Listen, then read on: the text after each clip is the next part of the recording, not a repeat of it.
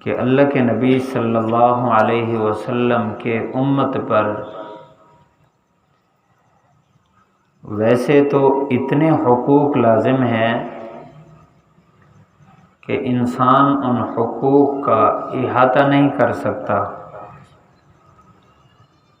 ایک حق شکر کا، اسی کو دیکھ لیا جائے، ہر لمحہ اللہ کے نبی صلی اللہ علیہ وسلم کی طرف سے ہم پر رحمت ہے، اللہ کے نبی کا ہم پر انعام ہے ہر لمحہ۔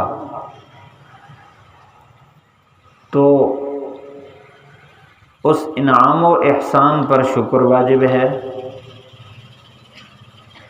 شکر المنعم واجب، ہر لمحہ جب انعام ہے تو ہر لمحہ شکر واجب ہے۔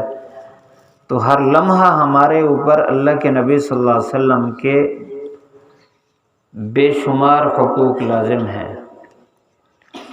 ان سب کو تین حصوں میں، تین حقوق میں بند کیا گیا۔ پہلی بات عرض کی تھی کہ پہلا حق ایمان بالنبی، دوسرا حق محبت بالنبی، اور تیسرا اطاعت۔ دو حقوق پر بات ہو چکی ہے۔ ایمان کا مطلب یقین ہے، یعنی اللہ کے نبی صلی اللہ علیہ وسلم نے جو بات فرما دی ہے اس پر 100% یقین ہو کہ ایسے ہی ہوگا۔ سامنے اگر سورج جتنا چمکدار اور بڑی چیز اس کے مقابلے میں آ جائے، اس کو جھٹلا دے کہ ایسا نہیں ہوگا، جو اللہ کے نبی نے فرمایا وہی ہوگا، ایسے ہی ہے۔ آپ سے میں نے اس موضوع پر گفتگو کے دوران ایک بات عرض کی تھی، مکرر عرض کرتا ہوں۔ حضرت علی رضی اللہ تعالی عنہ ایک جگہ کسی دیہات میں بیمار ہو گئے اور بہت زیادہ بیمار ہوئے۔ تو ایک صاحب پوچھنے کے لیے گئے، حالت دیکھ کر فرمایا، عرض کیا، اے امیر المؤمنین، آپ مدینہ منورہ کی طرف سفر فرما لیتے، اس دیہات میں، بیابان میں، چھوٹی سی بستی میں اگر آپ دنیا سے چلے گئے تو لوگوں کا یہاں آنا، پھر آپ کے لیے تدفین، تکفین، غسل کا انتظام، یہ سارے مشکل ہوں گے، آپ کی حالت بڑی خطرناک لگ رہی ہے۔ حضرت علی رضی اللہ تعالیٰ عنہ نے پورے یقین کے ساتھ فرمایا کہ میں نے اس بیماری میں مجھے موت نہیں آئے گی۔ ویسے تو موت کا کسی کو یقین نہیں ہے، کسی کو کسی وقت آ جائے، لیکن اللہ کے نبی صلی اللہ علیہ وسلم کی ایک بات سن کر ان کو یقین تھا۔ آپ نے فرمایا، حضرت علی رضی اللہ تعالی عنہ، کہ مجھے اللہ کے نبی صلی اللہ علیہ وسلم نے فرمایا، اے علی، تیرا کیا حال ہوگا کہ آخری وقت میں تیرے سر کا خون تیری داڑھی میں ہوگا اور تیری داڑھی اس خون سے رنگین ہوگی، اور یہ فرمایا کہ تجھے ایک غلام قتل کرے گا۔ ساری چیز بتائی، ان کا اللہ کے نبی نے جو فرمایا ویسے ہی ہوگا، میں اس بیماری میں نہیں جاتا۔ صحیح ہو گئے، صحت مند ہو گئے۔ تو آپ صلی اللہ علیہ وسلم نے جو فرمایا اس پر 100% یقین، یہ ایمان بالنبی ہے۔ آپ صلی اللہ علیہ وسلم نے اعمال کے ساتھ اجر کو جوڑا، دنیا کے مسائل کو جوڑا۔ آپ نے فرمایا، یہ دعا پڑھ لو تمہیں کوئی نقصان نہیں ہوگا۔ ابو الدرداء رضی اللہ تعالیٰ عنہ نے دعا پڑھی ہوئی تھی، آنے والے نے اطلاع دی کہ آپ کے گھر کے قریب آگ لگی ہوئی ہے، آپ کے گھر کو نقصان کا خدشہ ہے، تو نہیں گئے۔ دوسرا بندہ آیا، نہیں گئے۔ تیسرا بندہ آیا، نہیں گئے۔ چوتھے بندے نے آ کر بتایا کہ آگ آپ کے گھر کے قریب آ کر پھر گئی ہے، لیکن یہ بتائیں آپ کو اتنا یقین کیوں تھا؟ انہوں نے کہا اللہ کے نبی صلی اللہ علیہ وسلم نے ایک دعا بتائی تھی کہ جو یہ دعا پڑھ لے اس کے گھر کو کوئی نقصان نہیں ہوتا، اس کی جان مال کو۔ میں نے وہ دعا پڑھ لی تھی، اس لیے میرے گھر کو نقصان نہیں ہونا تھا۔ یہ ایمان بالنبی ہے، اللہ کے نبی نے جو فرمایا اس پر یقین ایسا ہی ہوگا۔ اور اللہ تعالیٰ نے ہمیں بتا دیا انا عند ظن عبدی بی، کہ میں بندے کے گمان کے مطابق فیصلہ کرتا ہوں۔ اگر ہمارا گمان یہ ہوا پتہ نہیں ایسا نہ ہو جائے، پھر اللہ تعالیٰ ویسے ہی معاملہ فرماتے ہیں۔ اگر یقین ہوگا نہیں اللہ کے نبی نے فرما دیا ایسے ہی ہوگا، ہمارا گمان اس یقین کے ساتھ جڑا ہوا ہوگا، تو اللہ تعالیٰ اس کے مطابق فیصلہ فرمائیں گے۔ پہلا حق یہ عرض کیا تھا۔ دوسرا حق، پیارے محبوب صلی اللہ علیہ وسلم کے ساتھ اپنی جان سے زیادہ محبت ہو۔ اسی محبت کا نتیجہ یا اس محبت کی نشانی آپ صلی اللہ علیہ وسلم نے اس حدیث میں بیان فرمائی۔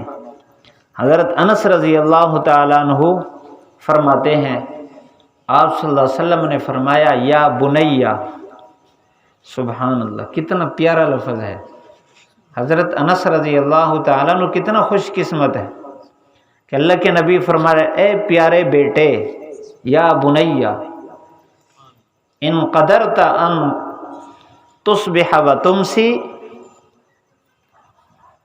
اگر تجھے اس بات پر قدرت ہے کہ تو اس حال میں صبح و شام کرے، لیس فی قلبک غش احد، کسی کا دل میں کھوٹ نہ ہو، اس طرح تو صبح کرے تو تو ایسا کر۔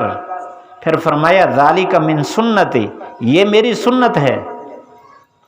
پھر آگے یہ بات فرمائی من احیا سنتی فقد احبنی، یہ علامت بتائی محبت کی کہ جو سنتوں کو زندہ کرے، یہ علامت اس بات کی کہ یہ بندہ میرے سے محبت رکھتا ہے۔ ومن احبنی کان معی فی الجنہ، سبحان اللہ، جو اس محبت میں اس درجے کا سچا ہوگا میرے ساتھ جنت میں جائے گا۔ اس سے بڑا کیا انعام ہو سکتا ہے؟ لیکن علامت یہ ہے، دوسری روایت من اطاعنی فقد احبنی، جو میری اطاعت کرے گا یہ علامت ہے کہ وہ میرے سے محبت رکھتا ہے۔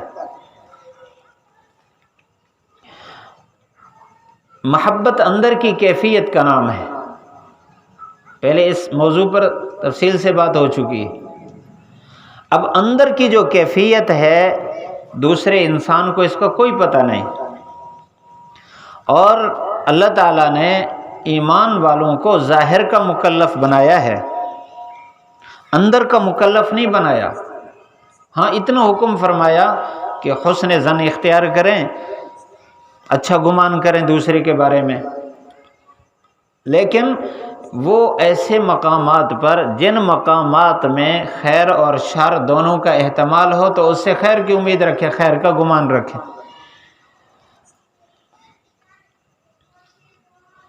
ورنہ یہ جو محبت ہے اس کی علامت اطاعت قرار دی ہے۔ اگر اطاعت موجود ہے تو پھر محبت ہے، اگر اطاعت نہیں تو محبت کی علامت کوئی نہیں پائی جا رہی۔ اس لیے قاضی عیاض صاحب رحمۃ اللہ علیہ نے الشفا میں محبت کی بہت ساری اقوال بیان کیے تعریفات میں، ان سب کے آخر میں فرمایا کہ جتنی تعریفیں کی گئی ہیں سب محبت کی علامتیں ہیں۔ اصل محبت کیا ہے؟ اصل محبت یہ ہے کہ اس کی چاہت محبوب کی چاہت جیسی ہو جائے۔ جو چیز محبوب کے موافق ہے وہ اس کے بھی موافق ہو، جو محبوب کے موافق نہیں وہ اس کے بھی موافق نہ ہو، یہ محبت ہے۔ یعنی گویا ان کے ہاں محبت کہتے ہی اطاعت کو ہے، اس لیے کہ موافقت تبھی ہوگی نا جب محبوب جیسے کردار اختیار کرے گا، محبت تب سمجھی جائے گی کہ اس کے موافق کون سا عمل ہے۔ سچ جھوٹ بولنے کا موقع آ گیا، جھوٹ میں اس کو نفع معلوم ہو رہا ہے اور سچ میں اس کو نقصان محسوس ہو رہا ہے۔ اب جھوٹ میں اس کو محسوس ہو رہا ہے کہ جھوٹ بولا مالی نقصان سے بچ جاؤں گا، جسمانی تکلیف سے بچ جاؤں گا، بدنامی سے بچ جاؤں گا، عزت پا جاؤں گا، یہ ساری چیزیں جھوٹ کے ساتھ اس کو نظر آ رہی ہیں، اور سچ کے ساتھ اس کو نظر آ رہا ہے کہ مالی نقصان ہوگا، جسمانی نقصان ہوگا، ذلت ہوگی، رسوائی ہوگی۔ اب دونوں چیزیں اس کے سامنے کھڑی ہیں۔ ادھر اللہ کے نبی صلی اللہ علیہ وسلم کا فرمان ہے الصدق ینجی والکذب یہلک، کہ سچائی انسان کو نجات دے گی اور جھوٹ انسان کو پھنسائے گا، ہلاکت میں ڈالے گا۔ اب اس کا مزاج بھی یہی ہو، اس کا اندر بھی یہی بولے کہ سچ بولا کامیاب ہو جاؤں گا، جھوٹ بولا تو پھنس جاؤں گا، اس بات کا یقین اور اس پر عمل، یہ محبت کی علامت ہے۔ آسان سی مثال ہے، کئی جگہ مجلس میں نے احباب کو یہ مثال دی اور خود مجھے اس سے بہت فائدہ ہوا۔ جتنی دفعہ میں نے مثالیں دی اتنی دفعہ میرا اندر مجھے جھنجھوڑ رہا ہے کہ ایک آدمی سامنے درخت کھڑا ہے، ساتھیوں کو کہتا ہے کہ یہ آم کا درخت ہے، اور آم کا بھی یہ انور لٹور کا درخت ہے۔ کیوں؟ کیا دلیل ہے؟ اس لیے کہ میں نے گٹھلی انور لٹور کی ڈالی، یا اس کو میں نے قلم انور لٹور کا کیا۔ اب اس درخت کو دیکھے گا فوراً آدمی، درخت کو دیکھا تو اس کی زبان اور اس کا جو ظاہر ہے ان کے درمیان موافقت نظر نہ آئی، کیونکہ گٹھلی تو زمین کے اندر چھپی ہوتی ہے، یہ جو قلم لگایا ہے وہ اگرچہ ظاہر ہوتا ہے، گٹھلی اندر چھپی ہوئی ہے، وہ آدمی کو نظر نہیں آ رہی، لیکن کس چیز کی گٹھلی ہے یہ اس کا ظاہر نظر آئے گا، ظاہر بتائے گا کہ کس چیز کی گٹھلی ہے۔ اب اس آدمی نے کہا بھائی میں 100 قسم اٹھانے کے لیے تیار ہوں، مسجد میں کھڑے ہو کر قرآن مجید سر پر رکھ کر قبلے کی طرف رخ کر کے 100 قسمیں اٹھاتا ہوں کہ یہ انور لٹور کا درخت ہے، اس لیے کہ میں نے گٹھلی انور لٹور کی لگائی۔ تو بھائی مجھے تو سمجھ نہیں آ رہی، آپ 100 کیا 1000 قسم اٹھا لو، لاکھ اٹھا لو، اس کا جو تنا ہے وہ آم کے تنے جیسا ہے ہی نہیں، اس کی شاخ آم کی شاخ جیسی ہے ہی نہیں، اس کا تنا تو بیری کے درخت جیسا ہے، اس کے شاخیں بھی ویسے ہیں، اس کے اوپر کانٹے لگے ہوئے ہیں، اس کے اوپر تو چھوٹے چھوٹے پتے ہیں، وہ آم والے پتے ہے ہی نہیں، اس کے اوپر بیر لگے ہوئے ہیں، یہ تو سر سے لے کر پاؤں تک سارا کا سارا بیر لگ رہا ہے، اس میں بیر کی گٹھلی ہو سکتی ہے، آم کی نہیں ہو سکتی، ظاہر اس کا بالکل بیر ہے، بیر کا درخت ہے، لیکن اس کا دعویٰ یہ ہے کہ نہیں یہ آم کا درخت ہے، اس لیے کہ میں نے گٹھلی آم کی لگائی ہے۔ محبت انسان کے دل میں ہے، گویا زمین کے اندر یہ محبت چھپی ہوئی ہے۔ اب کس چیز کی محبت ہے یہ اس کا ظاہر بتائے گا۔ اگر اس کا لباس اللہ کے نبی کے لباس جیسا ہے، اس کے سر کے بال اللہ کے نبی کی سنت کے مطابق، قول کے مطابق ہیں، صبح سے لے کر شام تک اس کی زندگی کے سارے افعال ویسے ہی ہیں، تو ہم یقین کریں گے واقعی اس کے دل میں محبت رسول کا بیج لگا ہوا ہے۔ اور اگر اس کے سر پر اس کے چہرے پر، اس کے لباس پر، پھر اس کے بول پر، اس کے دیکھنے پر، اس کے چلنے پر، ان علامات میں سے کوئی علامت نہیں۔ یہودیوں جیسا سر ہے اس کا، عیسائیوں جیسا چہرہ ہے اس کا، یہودیوں جیسا، اور ہاتھ میں اس نے لوہے کا کنگن ڈالا ہوا ہے ہندوؤں جیسا، اور گلے میں اس نے دھاگے ڈالے ہوئے ہیں سکھوں جیسے، اور اس کا جو لباس ہے وہ بھی عیسائیوں اور یہودیوں جیسا ہے، اور اذان آتی ہے تو یہودی بھی بیٹھا ہو، یہ عاشق رسول بھی بیٹھا ہو، وہ بھی بیٹھا، یہ بھی بیٹھا ہے، اس کی ظاہری علامت میں سے کوئی علامت محبت والی نہیں ہے، تو کون تسلیم کرے گا؟ وہ 1000 دفعہ کہے کہ میں عاشق رسول ہوں، میں محبت رکھتا ہوں، میں محب رسول ہوں، جتنا مرضی دعویٰ کرے، کون تسلیم کرے گا؟ دنیا والے اگر دھوکے میں آ جائیں گے تو آ سکتے ہیں دھوکے میں، لیکن اللہ تعالیٰ کا قانون بہرحال یہی ہے کہ اللہ تعالیٰ، اللہ کے نبی کے ہاں اور اللہ کے ہاں یہی علامت ہے، من احیا سنتی فقد احبنی، جو سنت کو زندہ کرے گا وہ میرے سے محبت رکھتا ہے۔ اور یہ جو محبت ہے اس کے اندر اللہ نے یہ صلاحیت رکھی ہے، یہ قوت رکھی ہے کہ یہ بندے کو مجبور کرتی ہے اطاعت پر، مجبور کرتی ہے، اس کے علاوہ نہیں کر سکتا آدمی۔ صحابہ اکرام رضوان اللہ علیہم اجمعین کی زندگی پڑھ لیں، اس کے خلاف ان کے لیے ممکن نہیں ہے۔ سارا زمانہ مذاق اڑالے، سارا زمانہ ملامت کرے، ان کو کسی کی ملامت کی پرواہ نہیں ہے، اس لیے کہ اس کے خلاف کر ہی نہیں سکتے۔ کر نہ سکنے کا مطلب ہے طاقت ہے لیکن اس طاقت کو استعمال کرنے کی ہمت نہیں ہے۔ اب سر کو غلط بنائے، اس کی طاقت تو موجود ہے، سر کے بال غلط بنائے، لیکن ہمت نہیں ہے ایسا کرنا۔ نئی کے پاس کوئی چلا جائے، اللہ تعالیٰ معاف فرمائے، کوئی ایسا جائے جو جا کر کہے کہ میرے سر کے بال ایسے بناؤ جس طرح فلاں کے ہیں، وہ حافظ صاحب ہوں، قاری صاحب ہوں، مولانا صاحب ہوں، وہ جا کر وہاں بیٹھے نئی کے پاس، تو نئی اس طرح پھیر سکتا ہے نا، اس طرح بال بنا سکتا ہے اور یہ بیٹھ سکتا ہے اس کے سامنے، لیکن اس کو ہمت نہیں ہوگی کہ یہ زبان میں ایسا لفظ لائے اور نئی کو اتنا موقع دے کہ اس کے سر کو خلاف سنت بنائے۔ حضرت حذیفہ رضی اللہ تعالیٰ عنہ کا واقعہ بڑا مشہور ہے۔ جب قیصر یا کسریٰ کے بادشاہ کے پاس مذاکرات کے لیے گئے، انہوں نے مہمان نوازی کے لیے دسترخوان لگایا، اب کھانا کھا رہے ہیں، ساتھ اور ساتھی بھی ہیں، شاید کہ وہ بھی بیٹھے تھے۔ الفاظ یہی بتاتے ہیں، لقمہ گر گیا، فوراً لقمے کو اٹھایا اور اس صاف کر کے کھانے لگے، ساتھ والے نے کو نہیں لگائی، گویا اشارہ دیا کہ یہ لوگ کیا کہیں گے کہ اتنا بھوکے ہو گئے ہیں، نیچے سے لقمہ اٹھا کر کھا رہے ہیں۔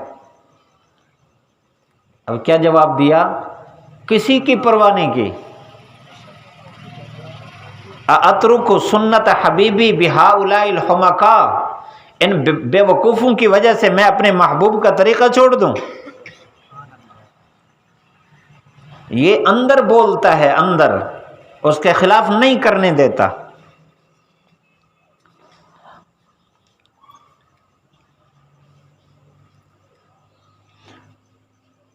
اور اگر کوئی آدمی دل میں پوری طرح محبت نہیں رکھتا، اطاعت کو بھی محبت کے ساتھ ایسا جوڑ ہے کہ جو آدمی اطاعت پر زندگی گزارنے لگ جائے، اللہ تعالیٰ اس کے دل کو محبت سے بھر دیتا ہے۔ جیسے حضرت موسیٰ علیہ السلام کے مقابلے میں آنے والے جادوگر، جب انہوں نے پگڑیاں پہنی اور لمبے کرتے پہنے، ان کے اندر تو ایمان ہی نہیں تھا، محبت تو بعد کی بات ہے، ایمان ہی نہیں تھا، لیکن حضرت موسیٰ علیہ السلام کی کیفیت، ان کے معجزات، ان کی زیارت، ان کی مجلس، ان کی برکات سے اللہ تعالیٰ نے ان کے دل کو تبدیل کیا۔ تو یہ محبت اتنا اعلیٰ درجے کی پیوست ہو گئی کہ اس کے مقابلے میں فرعون کیا کہتا ہے؟ لَأُقَطِّعَنَّ أَيْدِيَكُمْ وَأَرْجُلَكُمْ مِنْ خِلَافٍ ثُمَّ لَأُصَلِّبَنَّكُمْ أَجْمَعِينَ، کہ میں تمہارے ہاتھ بھی کاٹوں گا، پاؤں بھی کاٹوں گا خلاف سے، پھر اس کے بعد تمہیں سولی چڑھاؤں گا، سب کو، کسی کو بھی نہیں چھوڑوں گا۔ اب یہ محبت ہی تھی نا جو جان قربان کرنے پر انسان کو تیار کرتی ہے، محبت ہی ہوتی ہے۔ تو انہوں نے فرمایا کہ جو کچھ مرضی کر لے، مار دے گا تو اللہ کے پاس چلے جائیں گے، جانا تو ہے، تو یوں کامیاب ہو کے جائیں گے۔ تو ظاہری اثر نے بھی محبت پیدا کی، گویا یہ لازم ملزوم محبت اطاعت پر مجبور کرتی ہے، اور اطاعت کرے تو اس سے محبت پیدا ہوتی ہے۔ اللہ تعالیٰ اگر اپنے نبی کی محبت عطا فرما دے اس کا بڑا احسان ہے،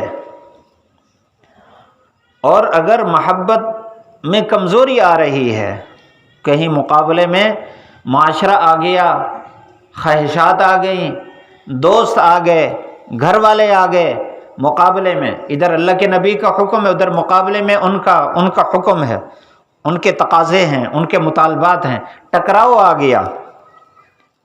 اب ایسی حالت میں اگر یہ سنت پر پکا ہو جائے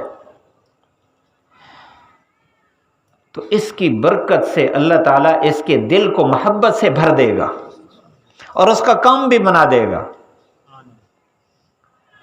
محبت کی طرف آئے صحیح، اس لیے تو فرمایا کہ جو آدمی ایسی سنت کو زندہ کرتا ہے جو معاشرے میں فوت ہو چکی ہے، فَلَهُ أَجْرُ مِئَةِ شہید، 100 شہیدوں کا اجر ہے اس کو۔ 100 شہیدوں کا اجر کیوں ہے؟ 100 شہیدوں کا اجر، وہ شہادت کوئی آسان کام ہے؟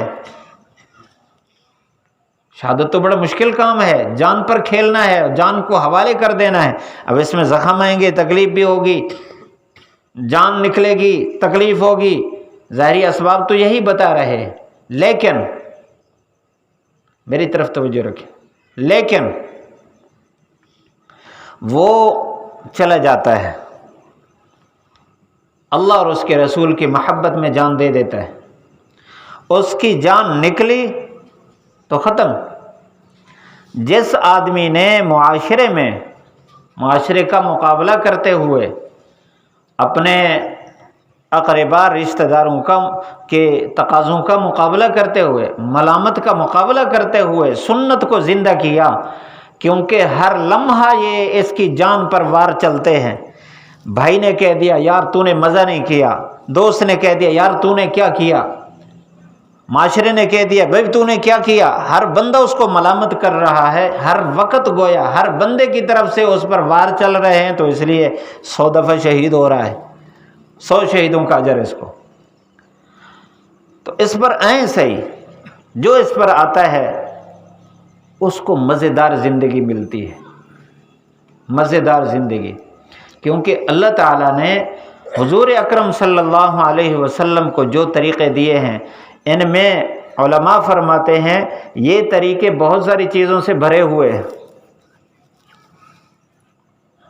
بادشاہ یا کوئی اچھا مالدار آدمی اگر کوئی ڈبہ کسی کو پکڑائے اور اس کو بند کر رکھا ہو، اندر نظر نہ آ رہا ہو کچھ بھی، تو کوئی بندہ بھی یہ نہیں کہے گا کہ یہ خالی ہوگا۔ جتنا بڑا مقام رکھنے والا ہوگا اس ڈبے کے بارے میں اس کے مطابق گمان ہوگا کہ اس میں اتنا بڑی قیمتی چیز ہوگی۔ فقیر آدمی کسی کو ڈبہ دے تو ممکن ہے بھئی اس کو دیا ہو، بھئی اس کو وہ گلا بنا کر اس میں پیسے جمع کرنا، لیکن اگر مالدار اور بادشاہ کوئی ڈبہ بند کر کے اس کو دے، کسی کی نظر اندر نہ جا رہی ہو، تو ضرور یہ فیصلہ کرے گا کہ یہ قیمتی چیز کے اوپر کچھ لپٹا ہوا ہے۔ ساری کائنات کا مالک، اس نے اپنے محبوب کو جو جو چیز دی ہے، یہ بادشاہوں کے بادشاہ کی طرف سے یہ ڈبے ہیں، اور اس کے اندر یہ نور سے بھی بھرے ہوئے ہیں اور سکون سے بھی بھرے ہوئے ہیں، نفع سے بھی بھرے ہوئے ہیں، کامیابی سے بھی بھرے ہوئے ہیں۔ اس لیے جو جو سنت، چھوٹی سی سنت بھی آدمی اختیار کرے تو اس میں ضرور لذت ہے، مزہ ہے، سرور ہے، اور انسان کی زندگی اس میں کامیاب ہے۔ اس لیے فرمایا، وعیدات بیان فرمائے سنت کو چھوڑنے پر، من راغب عن سنتی فلیس منی، جو میری سنت سے اعراض کرے گا اس کا میرے ساتھ کوئی تعلق نہیں۔ حضرت عبداللہ ابن مسعود رضی اللہ تعالی عنہ تابعین کو خطاب کر کے فرما رہے ہیں، علیکم بسنت نبیکم، تم پر تمہارے نبی کی سنت کو اختیار کرنا لازم ہے۔ آپ پڑھتے ہیں کہ اعلیٰ الزام کے لیے آتا ہے، لازم ہے، تو اس کے علاوہ چارہ نہیں، کیونکہ اللہ کے نبی صلی اللہ علیہ وسلم کو امت کے ساتھ پیار، محبت، سب کچھ، تو اللہ کے نبی پھر امت کو جو کچھ دے رہے ہیں اس میں کیا کمالات ہوں گے۔ ہم محبت کی بنیاد پر آپ صلی اللہ علیہ وسلم کے کمالات، آپ کے معجزات اور آپ کے حسن و جمال کو خوب لذت کے ساتھ بیان کرتے ہیں۔ خوب ہم یہ ایک دوسرے کے سامنے اپنی محبت کا اظہار کرتے ہوئے یہ کہتے ہیں، اللہ تعالیٰ کے بعد سب سے زیادہ مخلوق میں افضل، اعلیٰ عظمت اللہ کے نبی صلی اللہ علیہ وسلم کی ہے۔ یہی عقیدہ ہے ہمارا، لیکن ساتھ یہ بھی ہمارا یقین ہونا چاہیے کہ اللہ کے نبی صلی اللہ علیہ وسلم نے امت کو جو جو طریقہ دیا ہے، یہ بھی اللہ تعالیٰ کی مخلوق میں سب سے افضل طریقہ ہے، سب سے زیادہ کامیاب طریقہ ہے۔ اس کو اختیار کرنے کی صورت میں کامیابی ہوگی۔ اور صحابہ نے جب اختیار کیا تو معاشرہ کیا تھا پہلے؟ ظلم و ستم، بربریت، بد امنی اور حقوق کو غصب کرنا، پتہ نہیں کیا کچھ تھا اس میں۔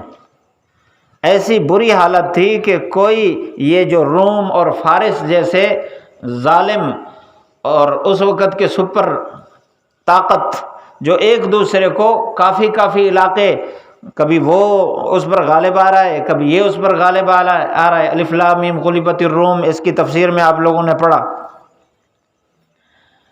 علاقے ایک دوسرے کے کھا رہے ہیں، لیکن عرب کی طرف، اس دھرتی کی طرف کسی کو بھی خیال نہیں آ رہا۔ وہ سمجھتے تھے کہ یہ معاشرہ یہ اس لائق بھی نہیں ہے کہ اس پر حکومت کی جائے۔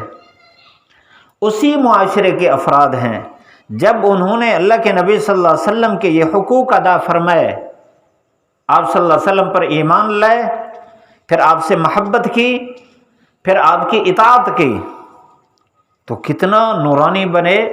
اللہ کے نبی خود فرما رہے ہیں، اصحابی کالنجوم، یہ زمین پر چلنے والے یہ نبوت کے آسمان کے ستارے ہیں۔ اللہ نے اتنا بلند کر دیا۔ یہ کیوں ستارے بنے ہیں؟ ہے تو اس معاشرے کے جس پر کوئی بادشاہت کے لیے تیار نہیں تھا۔ اللہ کے نبی کی پر ایمان، یقین، محبت اور اطاعت کی صفات نے ان کو کمال تک پہنچا دیا۔ پھر اس کے بعد ان کے لیے یوں ہاتھ اٹھا کر دعا کرنے کی دیر ہوتی تھی تو کتنے سارے واقعات ہیں کہ آسمان سے بارش برس رہی ہے، کسی کا باغ خشک ہے تو وہ پلایا جا رہا ہے، اور کسی قافلے کے برتن خالی ہو گئے، پانی کے مشکیزیں خالی ہو گئے تو ان کی وادیاں بھر رہی ہیں۔ کوئی دریا پر چل رہا ہے، اس کے لیے دریا بالکل ایسے بن گیا جیسے فرش ہوتا ہے، اوپر چل رہے ہیں۔ انسان 4 عناصر سے پیدا ہوا ہے، 4 عناصر ہے نا، ہوا، پانی، مٹی اور آگ۔ تو سنت پر عمل کرنے والے اور جو سنت کے اتنی شیدائی ہیں اس کے خلاف برداشت ہی نہیں کرتے، یہ ساری چیزیں ان کی باتیں مان رہی ہیں۔ ہوا کو حکم ہے الجبل یا ساری الجبل، ہوا وہاں پیغام پہنچا رہی ہے۔ اگر آگ بڑھی ہے مدینہ منورہ کی طرف تو تمیم داری کو حکم فرما رہے ہیں حضرت عمر رضی اللہ تعالیٰ عنہ، جاؤ جا کر آگ کو پیچھے کر کے آؤ۔ وہ کپڑے سے جس کو آگ چمٹتی ہے اسی سے پیچھے کر رہے ہیں، اور اس غار کے سوراخ میں داخل کر کے جہاں سے نکلی تھی، اور پانی کو خط لکھ رہے ہیں دریا کو، اس کے بعد آج تک بھرپور چل رہا ہے۔ اور زلزلہ آیا تو درہ مارا زمین پر کہ میں نے تیرے اوپر انصاف نہیں کیا، پہاڑ کے اوپر کھڑے تھے تو پہاڑ رک گیا۔ تو یہ چاروں چیزیں ان کی بات کیوں مان رہی ہیں؟ یہ تھے تو وہی جن کو اونٹ چرانے بھی نہیں آتے تھے۔ اللہ کے نبی صلی اللہ علیہ وسلم پر ایمان، آپ پر آپ کی محبت اور آپ کی 100% اطاعت نے، آپ کی منشا پر عمل کرنے نے ان کو اتنا کمال تک پہنچا دیا۔ ابھی سمار کی مجلس میں حضرت شیخ دامت برکاتہم العالیہ درس حدیث میں حضرت عمر رضی اللہ تعالیٰ عنہ کے فضائل میں ایک حدیث پڑھی، اس کی شرح میں یہ فرما رہے تھے کہ حضرت عمر رضی اللہ تعالیٰ عنہ کے سینے کو اللہ تعالیٰ نے ایسا صاف فرما دیا تھا کہ اوپر سے اللہ تعالیٰ کی طرف سے جب وحی آنے کا گویا کہ ابتدا ہوتی جبرائیل علیہ السلام کو، تو ان کے سینے پر اس کا عکس پڑ جاتا تھا، اتنا صاف ہو چکا تھا۔ سورج جب ظاہر ہوتا ہے تو صاف شفاف شیشہ جو ہوتا ہے اس پر اس کا عکس جاتا ہے تو جگہ روشن ہو جاتی ہے۔ حالانکہ سورج بسا اوقات آدمی کو نظر نہیں آ رہا، لیکن شیشے کے سامنے آ گیا تو اس کی لائٹیں یہاں پڑنے لگ جائیں گی۔ تو اتنا صاف ہو گیا سینہ۔ تو اللہ کے نبی کی منشا کو اتنا پرکھنے والے اور اللہ تعالیٰ کی منشا کو اتنا پرکھنے والے علامہ جلال الدین سیوطی رحمۃ اللہ علیہ نے تاریخ الخلفاء میں 22 آیات کے بارے میں فرمایا، تعیین کر کے کہ یہ آیات ایسی ہیں۔ حضرت عمر رضی اللہ تعالیٰ عنہ نے پہلے مشورہ دیا اللہ کے نبی صلی اللہ علیہ وسلم کو، اس کے مطابق قرآن اترا ہے اسی وقت 22 آیات ایسی ہیں۔ تو یہ مقام ان کو اتنا بلندی پر چلے گئے انہی 3 وجہ سے، ایمان، محبت اور اطاعت۔ اور یہ اللہ کے نبی صلی اللہ علیہ وسلم کے جو فرامین ہیں آج بھی وہی طاقت رکھتے ہیں، اس میں کوئی کمی نہیں آئی۔ جس طرح زمین وہ طاقت رکھتی ہے کہ یہ اگا رہی ہے گھاس کو، پانی کے اندر یہ طاقت موجود ہے کہ وہ پیاس کو بجھا رہا ہے، اور گندم میں یہ طاقت موجود ہے کہ وہ بھوک کو مٹا رہی ہے، جس طرح آپ صلی اللہ علیہ وسلم کے زمانہ میں اسی طرح آج، اسی طرح بلکہ اس سے بھی زیادہ قوت کے ساتھ آپ صلی اللہ علیہ وسلم کے طریقوں میں وہ صلاحیت موجود ہے کہ میں اور آپ اگر اس کو اختیار کریں اللہ تعالی ہمیں بھی ایسے بلند کر دے گا۔ اس لیے ہمیں اطاعت کرنی چاہیے۔ اللہ تعالی ہم سب کو اس پر عمل کرنے کی توفیق نصیب فرمائے۔ موقع بنا تو انشاءاللہ اس پر مزید بھی عرض کروں گا، بس آج سے ہم یہ تہیہ کر لیں، اگر ہماری زندگی کا ایک ایک کام سنت کی نیت سے سنت کے مطابق ہو جائے تو اس سنت کا نور ہمارے دلوں میں اتر جائے گا۔ یہاں تک کہ اگر کوئی آدمی سوتے ہوئے آنکھوں میں سرما ڈال لے، یہی نیت کر لے کہ اللہ کے نبی صلی اللہ علیہ وسلم سرما ڈالا کرتے تھے، رات کو سونے سے پہلے میں اس لیے سرما ڈال رہا ہوں۔ ہم تو سرما ڈالتے ہیں جب استری شدہ کپڑے پہن کر کہیں جانے کا ارادہ رکھتے ہیں تو اس وقت سرما ڈال لیا۔ تو رات کو سوتے ہوئے سنت ہے اس وقت سرما ڈالیں۔ تو سرما آنکھوں میں ڈال رہے ہیں، بظاہر سرما ہے بھی سیاہ یا لال رنگ کا ہے، لیکن اس ادا کا نور دل میں اسی وقت اترنا شروع ہو جائے گا۔ اور ایک اللہ والے فرما رہے تھے کہ جو آدمی سنت کے مطابق سرما لگائے رات کو سنت سمجھ کر، اللہ تعالیٰ اس کو اچھے اچھے خواب بھی دکھاتا ہے۔ سبحان اللہ۔ یہ یعنی گویا کہ دماغ بھی اس کا روشن ہو رہا ہے، دل بھی روشن ہو رہا ہے۔ ایک چھوٹی سی سنت میں نے عرض کی ہے، تو ہر سنت اگر ہماری زندگی میں آ جائے تو دل نور سے بھر جائے گا، زندگی نور سے بھر جائے گی۔ اللہ تعالی عمل کی توفیق نصیب فرمائے۔ وآخر دعوانا الحمدللہ۔